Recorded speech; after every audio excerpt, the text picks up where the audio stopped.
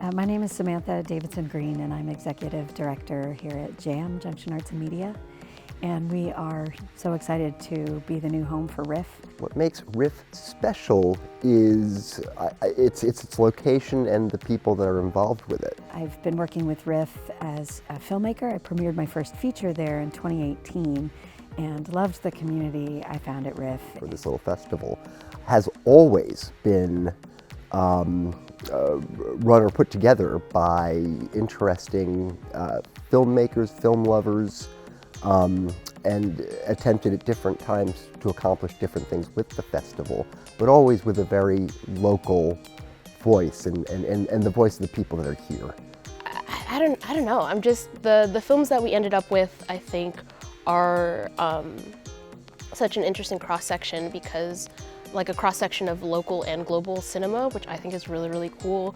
We've got films coming, you know, from all over the world, and then we have films that were literally shot right here in Vermont. It's a shared value to encourage and support local filmmakers of all ages to explore their creativity, find community who will help support them, and WRIF is a central part of that. The curation of WRIF's films has evolved, and they have continued to serve a need to show truly independent cinema.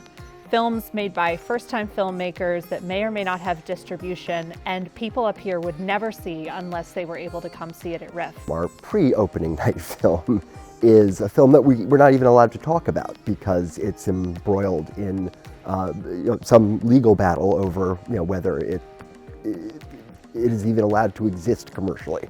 So this is the sort of thing that WRIF is bringing to our audience this year. The spectrum of things that you're going to be exposed to if you come to WRIF is just incredible. Something that was really important to me when programming the films was like making sure that there was something for everyone here. So I know we have something special here with WRIF, and other people are recognizing it as well. Some of it is a commitment to social justice issues and using film as a tool for raising awareness, building empathy, and just kind of deconstructing the way we think about basically everything. Something that we thought a lot about this year was creating a really solid festival experience. We wanted people to be able to engage with these films more than just coming to a movie, seeing it, and then going home. You know what I mean?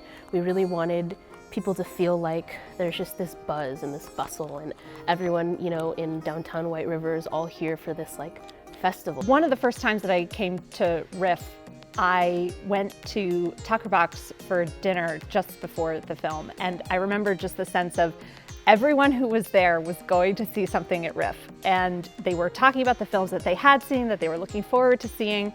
And it's that sense of the whole town's gonna light up with people talking about these movies that we're showing, talking about their experience with this art. Getting to watch a film with an audience in a great place, people still go to the movies to do that. Everybody can stay home or just watch stuff on their phones, but people still like to go out to the movies. I still like to go out to the movies.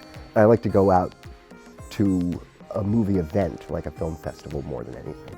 We've got some really cool new experiences, like our late night screenings of what we're calling immersive cinema with Moon Age Daydream and Gush, which will give people a chance to experience cinema as a media arts experience. I'll leave it at that. There are a few different things that make coming to a WRIF presentation different than just going to the movies, and much more different than just staying home and watching a movie.